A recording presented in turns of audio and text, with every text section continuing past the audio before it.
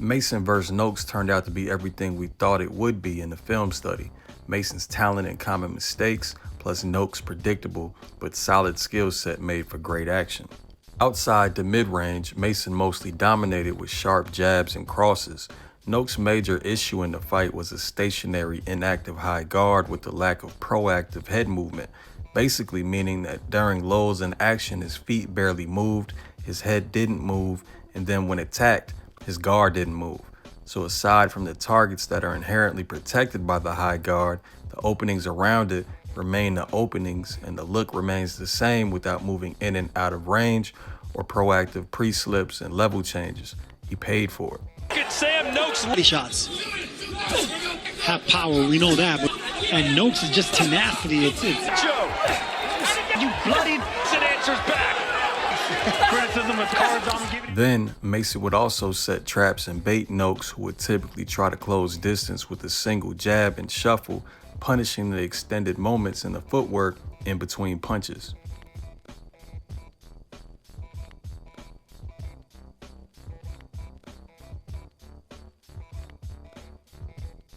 But it wasn't without mistakes from the young Mason, such as reaching,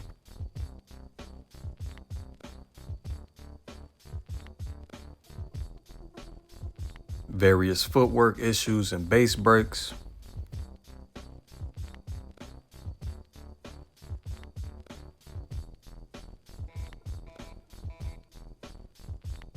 single mid-range jabs,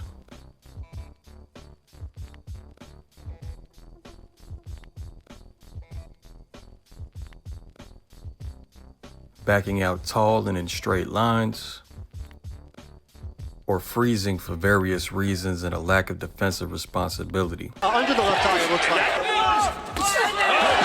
As Noakes landed a right hand and Mid-range to inside, Mason would have a few more issues and Noakes would shine a bit.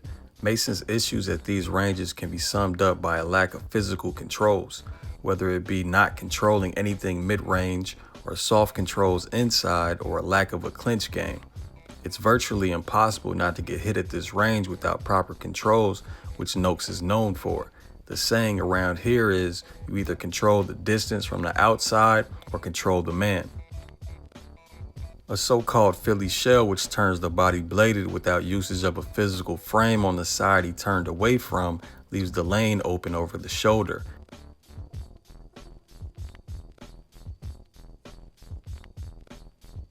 High guard to high guard with no movement to angles or physical controls, and pulling out straight from inside the mid-range were some of the problems.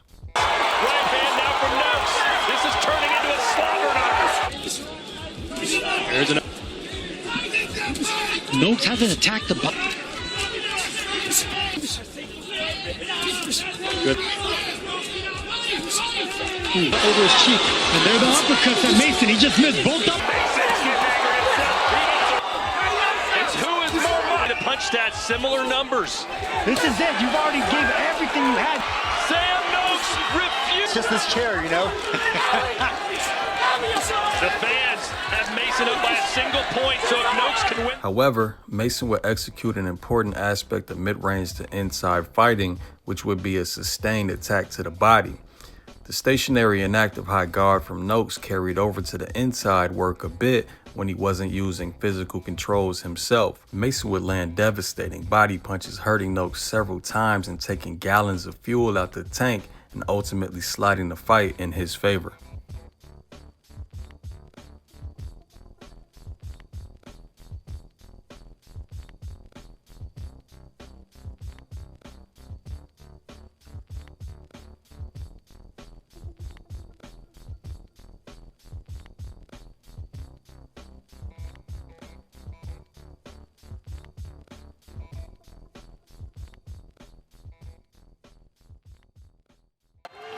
Abdullah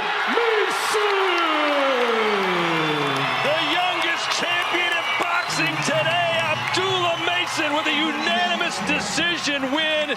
Incredible fight. Congratulations. Fight fam. Boxing is called the sweet science for a reason. Every slip, every counter, every trap, it's all hidden in the details. At Boxing Gems, we break down those details frame by frame so fans can see the art behind the fight. If you enjoy our YouTube film studies and want to go deeper down the rabbit hole, Patreon is the place. It helps us keep producing high-quality breakdowns without worrying about algorithms, and it gives you exclusive access to the content that can't make it on the YouTube. Get extended live stream breakdowns with more detail and analysis. Ask your own questions in the 24/7 chats, decide what fights or fighters we cover, and get personalized private analysis. Gain access to our thriving betting community as well as Boxing Gems weekly picks and much more. Your support means we can keep studying the sport we love and showing why boxing is the most beautiful science. Join the Boxing Gems community on Patreon and let's keep breaking down the fight game together. This is Ryan, professional boxing analyst and founder of Boxing Gems Film Study. Film don't lie.